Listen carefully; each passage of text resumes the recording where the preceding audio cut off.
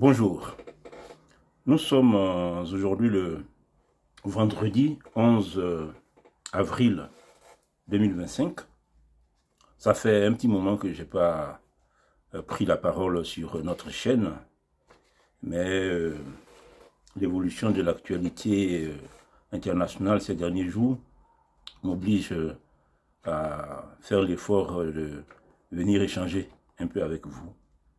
Je vais parler de la guerre commerciale qui semble définitivement lancée entre les États-Unis et la Chine.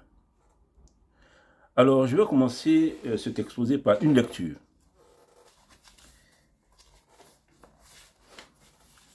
Je cite. Lundi 30 janvier 2012. Les assises de ce lundi 30 janvier 2012 des dirigeants européens, commencées à 10 h, durent depuis plus de 11 h, quand les premières informations qui en filtrent parlent de mesures très importantes, voire révolutionnaires. Dans la longue attente, les débats sur les plateaux de télévision retiennent l'attention de toutes ces populations européennes dont le moral, resté bas pendant de nombreuses années, amorce une remontée. Sur les plateaux télé et dans les studios radio, les représentants des organisations syndicales de travailleurs et de chefs d'entreprise, les économistes, les experts financiers, les journalistes et les hommes politiques rivalisent d'arguments aussi pertinents les uns que les autres sur les mesures à adopter. En France, les partisans de Sarkozy crient déjà victoire, pendant que les hommes politiques et la presse installés dans la critique à l'égard du président français, n'entendant pas laisser ce dernier reprendre la main et remonter dans les sondages à quelques semaines du premier tour de la présidentielle, serinent que c'est le président Obama qui est en train de résoudre la crise mondiale. Beaucoup d'observateurs politiques pensent même qu'avec les niveaux élevés d'intention de vote en faveur de Marine Le Pen et du centriste François Bayrou, il y a de vraies chances ou risques, c'est selon, que Sarkozy ne franchisse pas le premier tour. La gauche, qui redoute les capacités de l'enfant de Neuilly, espère bien l'éviter au second tour. Un 21 avril à l'envers ferait tellement de bien à ce peuple de gauche qui rumine depuis tant d'années sa revanche. Finalement, le sommet prend fin à 23 h, après que tous les États européens soient tombés d'accord sur toutes les mesures. Les consensus furent obtenus par l'introduction de clauses qui laissent de larges marges de manœuvre à chaque gouvernement. 30 minutes plus tard, le président Sarkozy, bien que très fatigué, les traits tirés, est devant les journalistes, tenant à être l'un des premiers, sinon peut-être le premier, à informer les Français, les Européens et le monde. Mesdames et messieurs, je voudrais au nom de toutes les populations européennes remercier sincèrement tous les dirigeants qui, ce jour, viennent de sauver l'Europe. Je remercie aussi le président Obama, dont les mesures ont créé cette conjoncture économique favorable. Mais au-delà de la situation conjoncturelle, l'Europe a d'autres problèmes structurels graves pour lesquels il fallait du courage, du volontarisme, la non-compétitivité de nos produits, la désindustrialisation, le chômage, le caractère inapproprié de notre politique africaine, les atteintes à la solidarité de tous dans la construction du bien public européen. Nous avons des mesures difficiles à prendre aujourd'hui pour ne pas condamner les futures générations de ce beau continent que nos dévanciers nous ont laissé. Dans la grande salle de conférence, la tension de l'auditoire est grande, le silence est total, et Nicolas Sarkozy, comme chaque fois qu'il est ainsi en scène, retrouve toute son énergie. Surtout qu'aujourd'hui, il a des choses à annoncer. La longue conjoncture difficile et toutes les méchantes attaques qu'il a subies de ses adversaires ont définitivement réveillé la bête politique. Nous avons décidé de sortir de la naïveté pour les Occidentaux que représente la libre circulation des marchandises. Ce principe, désormais, ne sera valable que pour les pays qui offrent un niveau social à leur population équivalent au nôtre. Pour les autres, nous allons adopter le protectionnisme pour éviter que nos entreprises pâtissent de la concurrence déloyale qui arrive du monde entier.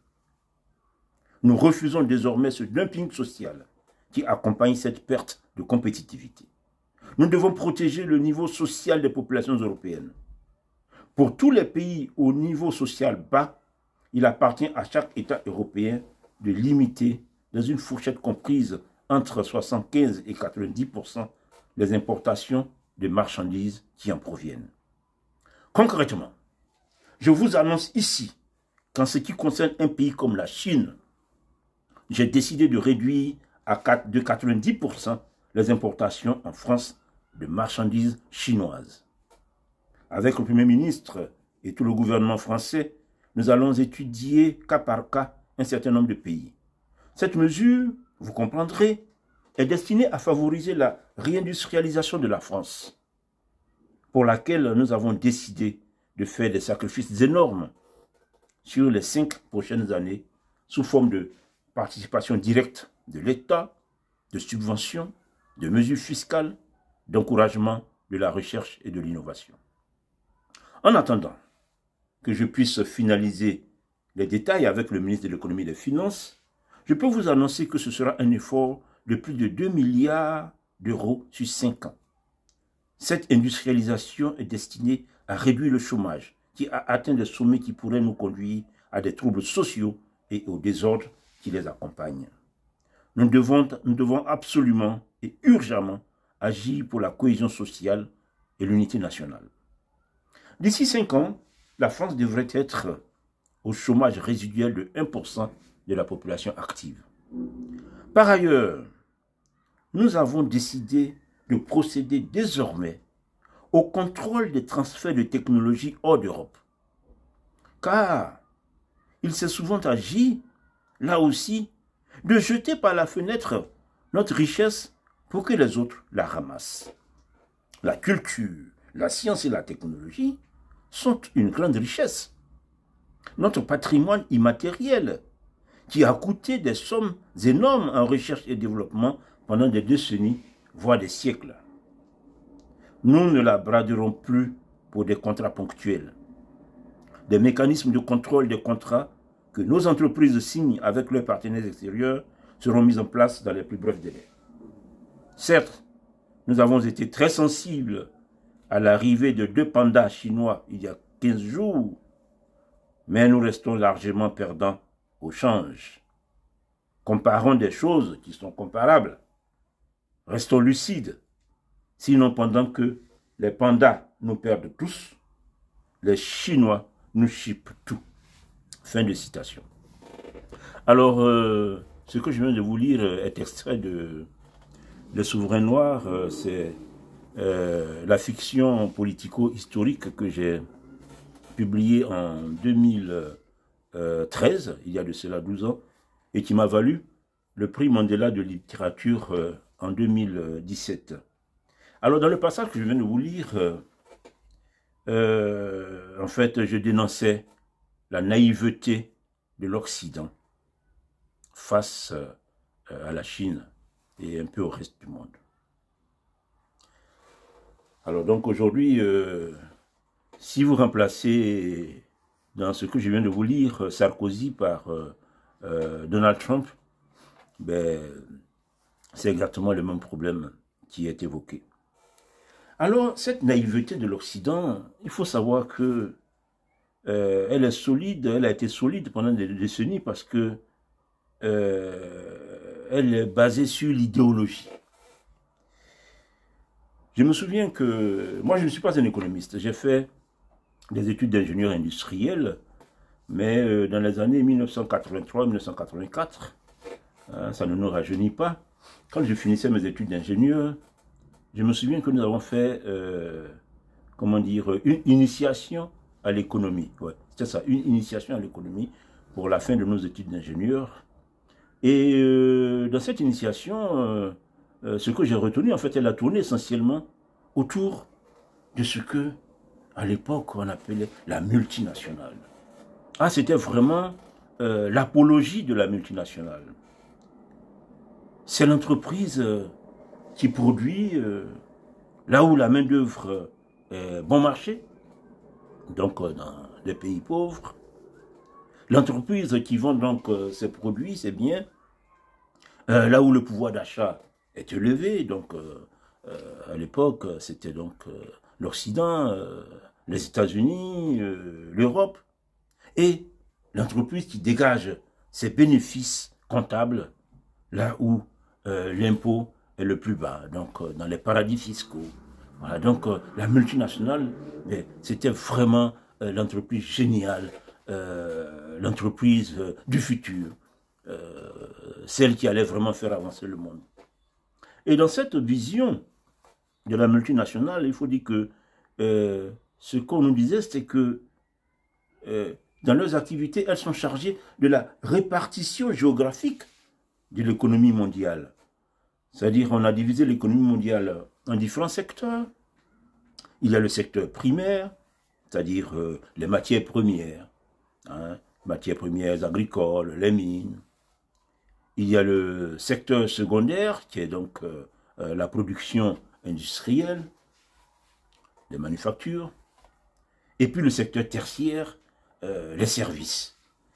Et donc, c'est quoi? C'est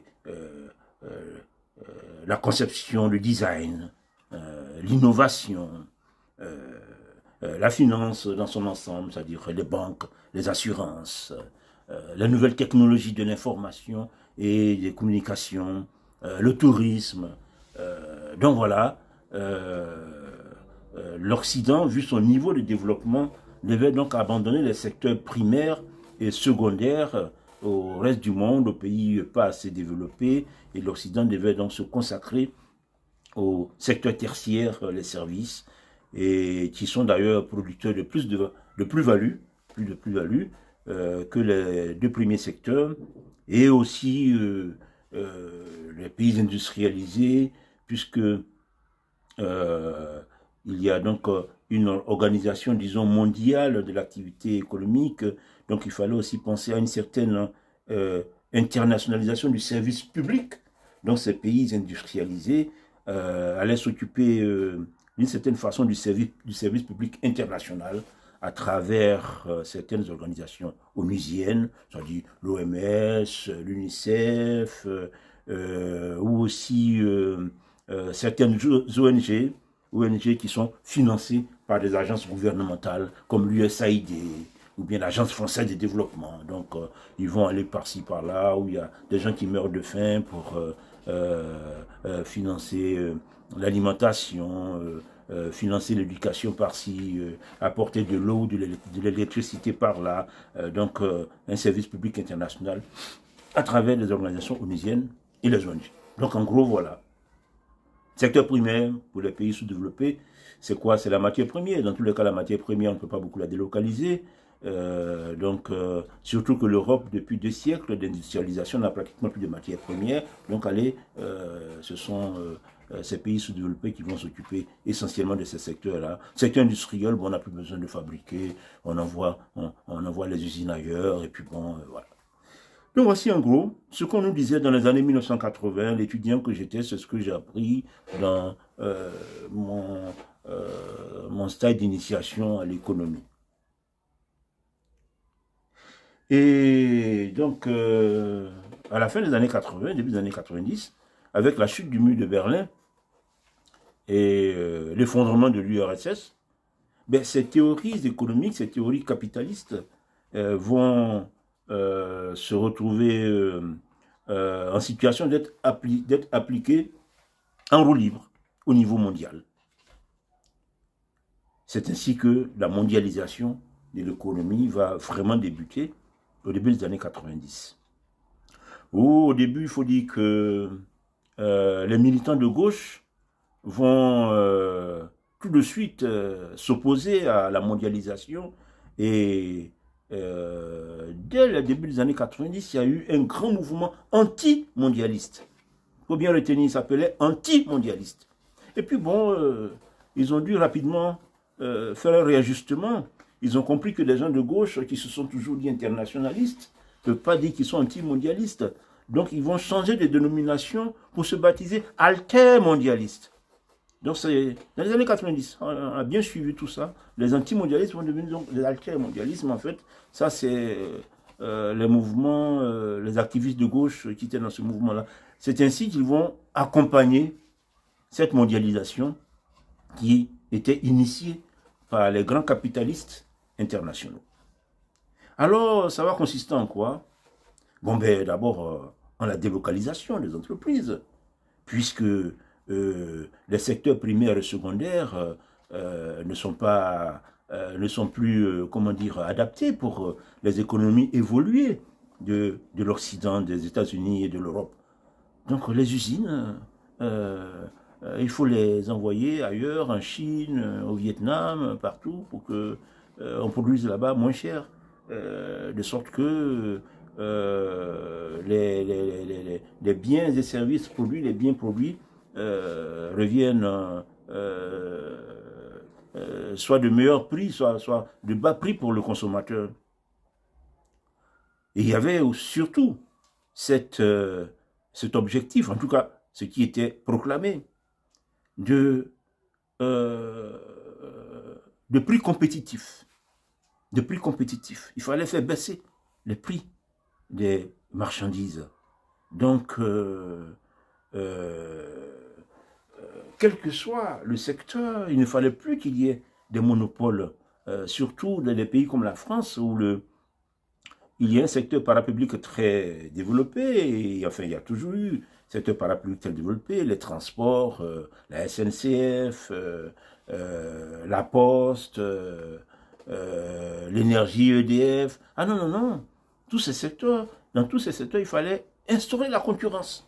Il n'y a aucune raison que ce soit désormais EDF, ceux qui fournissent l'électricité aux entreprises et aux ménages. Il faut libéraliser tous ces marchés. C'était au début des années 90, ce mouvement de libéralisation de tous les marchés, c'était une injonction de l'Union européenne, parce que l'Union européenne va s'engager vraiment à avoir une posture idéologique dans cette nouvelle organisation. L'Union européenne qui s'est complètement mise dans la vision américaine de la nouvelle mondialisation de l'économie. Et donc, les altermondialistes qui accompagnent donc le mouvement vont eux aussi, comment dire, l'influencer, surtout en Europe, au niveau des entreprises. Mais il fallait désormais tenir compte de l'environnement, de l'écologie. Donc, il y aura un empilement des normes qui vont être étouffées, disons, tous les secteurs au niveau de l'Europe, hein, dans l'agriculture, le logement, production de logement, l'automobile, les normes vont se succéder aux normes et rendre très difficile la vie des producteurs.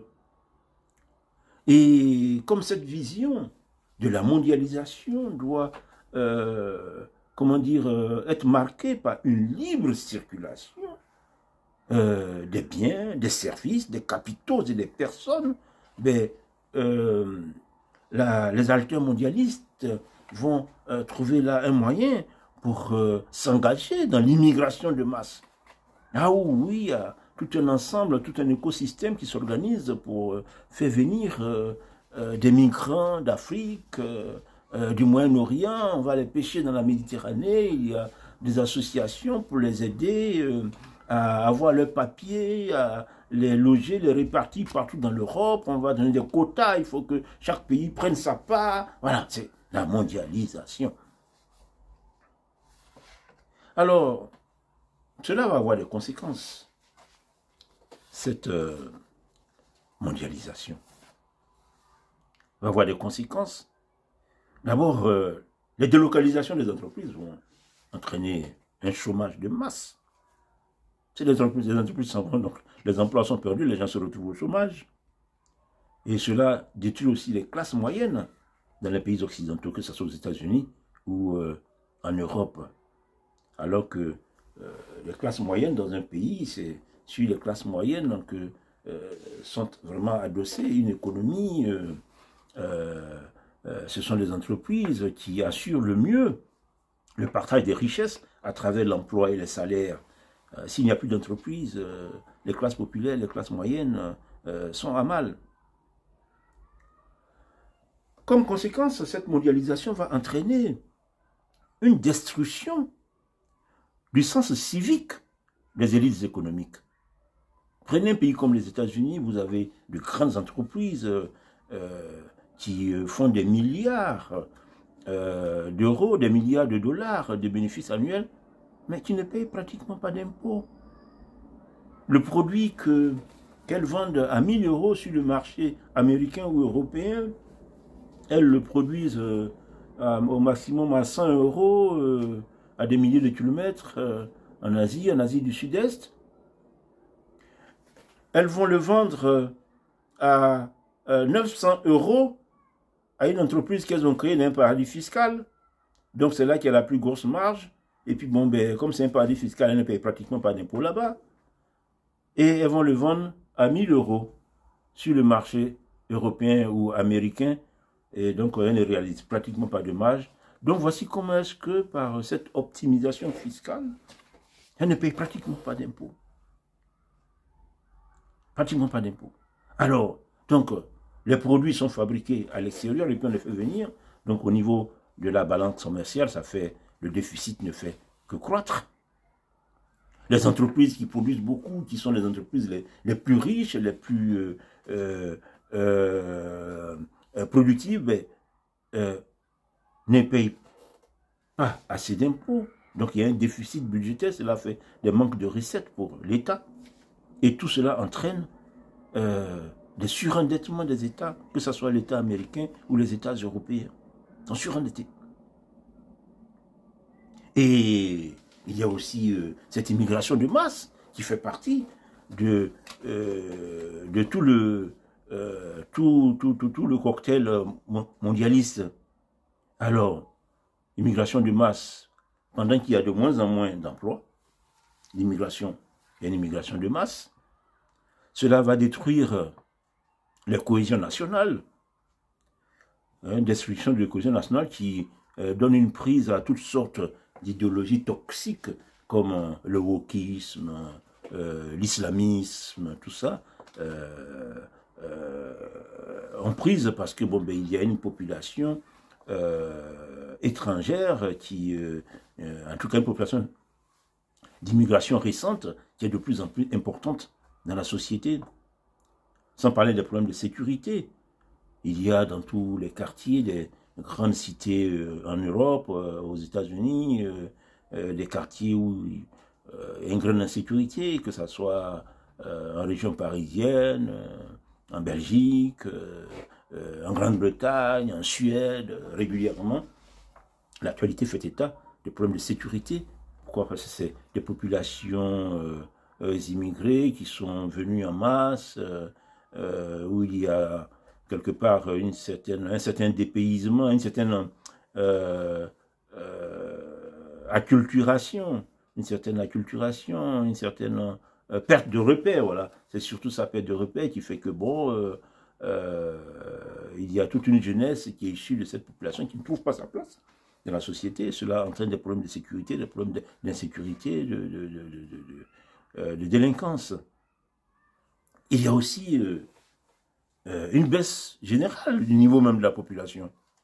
Les populations occidentales, bon, ont toujours été connues pour leur niveau d'éducation, que ce soit au niveau académique, comme éducation civique et morale, en tout cas, il y a une certaine homogénéité, mais quand vous faites venir en masse des migrants qui ne partagent pas ces niveaux d'éducation, cela pose un problème de qualité générale de la population.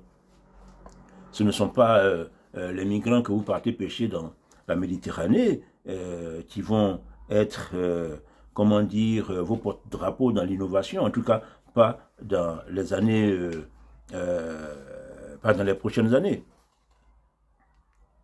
Et il y a aussi, au niveau de cette, comment dire, de ce service public international organisé autour des organisations onusiennes et des ONG financées par des agences gouvernementales comme l'USAID ou l'Agence française de développement. Il y a de vrais gaspillages d'argent public, des sommes énormes qui sont gaspillées. On peut même parler de beaucoup de fraude et de corruption.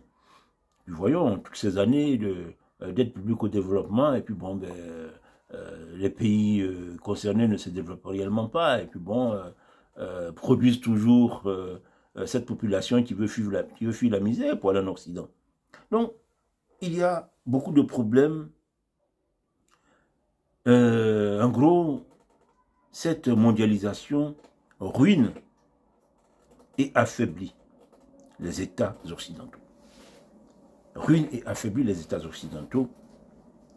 Et il suffit d'ouvrir les yeux pour le constater, comme je le disais dans le texte que je vous ai lu, publié en 2013. C'est à cela que Donald Trump aujourd'hui s'attaque. C'est vrai qu'il faut aller au-delà du caractère de Trump, qu'on peut trouver brutal, violent, un peu commode. Il faut aller au-delà pour voir réellement ce qu'il veut apporter, ce que Trump veut faire. Trump veut mettre fin à cette mondialisation basée sur des théories économiques erronées, qui datent des années 80, comme je vous ai dit. Totalement erronées. Comment penser que certains vont se cantonner à la production sans chercher un jour à savoir concevoir et innover eux-mêmes. Aujourd'hui, en matière de conception et d'innovation, ben, les Chinois ne sont pas moins bons que les Occidentaux. Les Japonais n'en parlons pas, puisque eux, ils s'étaient développés tout seuls. C'est le seul pays qui est sorti tout seul, le Japon, du tiers-monde pour être industrialisé depuis les années 70, 60, 70. Mais tous les autres ont suivi. Donc, vous délocalisez vos entreprises, les autres, ils apprennent, ils copient, et bon, ben, ils acquièrent des compétences en conception et en innovation. Vous n'êtes pas plus intelligent qu'eux. Donc aujourd'hui, les Chinois n'ont plus besoin de quelqu'un pour les aider à innover. Donc, Trump veut mettre fin à cette mondialisation, comme je disais, qui est basée sur des théories économiques totalement erronées. Et Trump veut mettre fin aux paradis fiscaux.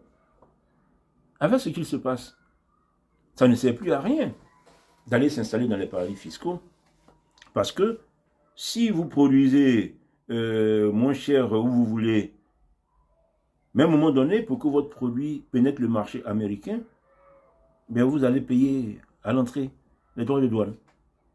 Donc ça ne sert à rien, il vaut mieux venir produire sur le sol américain, et ça ne sert à rien donc finalement d'aller s'installer dans un paradis fiscal. Donc voilà en gros ce que Trump veut faire, il faut bien le comprendre, c'est pour l'intérêt général des classes populaires, des classes moyennes, l'intérêt général de la population. Parce que cette vision de l'économie, de la mondialisation, cette vision conçue depuis les années 80, est une vision qui met l'économie au-dessus des États. C'est-à-dire que les États n'ont même plus grande prise sur l'organisation économique. Mais les sociétés existent toujours. L'État français ne contrôle plus rien, mais la société française est là. Et quand il y a des problèmes dans la société française, c'est l'État qui est chargé de résoudre les problèmes de la société française. Je me souviens, quand il y a eu en 2020, la crise du Covid, mais le quoi qu'il en coûte, qui l'a payé? C'est l'État français qui paye le quoi qu'il en coûte. Sauver les entreprises. Entreprises dont certains ont dit qu'elles sont multinationales, elles n'ont pas de nationalité, mais quand elles ont des difficultés, elles savent à quel guichet s'adresser. En 2008, quand il y a eu la crise financière à partir des subprimes, la crise dans le logement aux États-Unis, et qu'il fallait sauver les banques, En France, comme aux États-Unis, ce sont les États qui vont s'engager pour sauver les banques à coût de dizaines de milliards d'euros ou de dollars. Donc, quand ces entreprises ont des difficultés, ben, elles savent qu'elles retrouvent leur nationalité. Mais quand tout va bien, ah non, non, c'est des multinationales qui ne payent pas d'impôts. Donc voilà, c'est une escroquerie. C'est une escroquerie. Cette organisation qui passe par les paradis fiscaux pour faire de l'optimisation fiscale. Et c'est là que Trump est en train de mettre fin. Alors évidemment, il y a des gens que ça dérange. Il y a tous ces technocrates non élus, qui jouissent d'ailleurs de grandes de sinécures, de traitements très avantageux, et souvent même, ça peut même être des fois des hommes politiques qui sont au service de ces multinationales. Donc ce monde-là, oui, il n'est pas content, puisque cette révolution ne l'arrange pas. Il y a aussi tout cet écosystème associatif, ces ONG, ces associations qui s'occupent de migrants, qui vont donner, vont faire de l'éducation par-ci, donner de l'eau par-là, aller lutter contre la faim par-là, toutes ces organisations dans lesquelles il y a tout un système de corruption. Ah oui, ce monde-là, oui, ah oui, ce monde, cet écosystème associatif, ah non, non, non. Aujourd'hui, il en veut terriblement à Donald Trump parce que c'est son business qui est en train, qui est menacé. Et puis bon, on regarde les marchés boursiers, on dit, ah, les marchés boursiers s'effondrent, tout, mais bon, la bourse, ça monte, ça descend, ça monte, ça descend, ça fait son yo-yo habituel, mais ça, ce n'est pas l'économie réelle. Les bourses peuvent perdre 10 points aujourd'hui, demain retrouver 15 points, mais il faut qu'il y ait l'économie réelle, qu'il y ait des entreprises implantées sur le territoire qui produisent de sorte que, à travers les emplois et les salaires, la richesse soit redistribuée à l'ensemble du pays. C'est de ça qu'il s'agit. Et aujourd'hui, la population dans l'ensemble se rend compte que toute cette organisation autour des multinationales, cette économie mondialisée, a échoué. A échoué, les échecs sont là. À part les quelques personnes qui en profitent, comme je viens de vous le dire, mais dans l'ensemble, pour les populations occidentales, les gens constatent l'échec. Et il y a un réveil des populations. Et donc, ce sont ces personnes, cet état profond, ces technocrates non élus et tout le système médiatique qui les accompagne, qui aujourd'hui s'organisent pour porter atteinte à cette révolution à travers les atteintes aux libertés et les atteintes à la démocratie. On se rend compte aujourd'hui qu'il y a de plus en plus d'atteintes aux libertés, d'atteintes à la démocratie dans les pays occidentaux. Donc voilà, je crois que Trump est en train d'engager une révolution qui sera très utile, très positive pour l'ensemble des populations occidentales, américaines et européennes, pourvu que cette Union européenne influencée par les États-Unis depuis le début, c'est vrai que c'est là que je ne suis pas d'accord avec Trump quand il dit que oui, les autres profitent des États-Unis, la Chine, l'Europe, non, non, non. Ce qui avait été mis en place par les Américains eux-mêmes. Ce sont des théories, ce sont les intérêts américains qui ont mis ces choses en place et l'Europe d'ailleurs a été organisée, a été bâtie pour servir d'ailleurs même les intérêts américains. Donc ce ne sont pas les Américains, ce ne sont pas les Européens qui couillonnent les Américains, non, non, c'est les Américains qui ont orienté le monde dans cette voie. Donc Trump ne peut pas accuser les autres.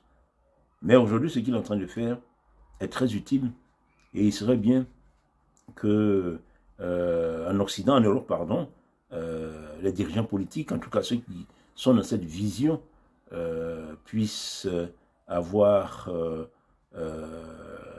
comment dire, le pouvoir pour réorienter et arrêter la ruine de l'Europe. Je vous remercie.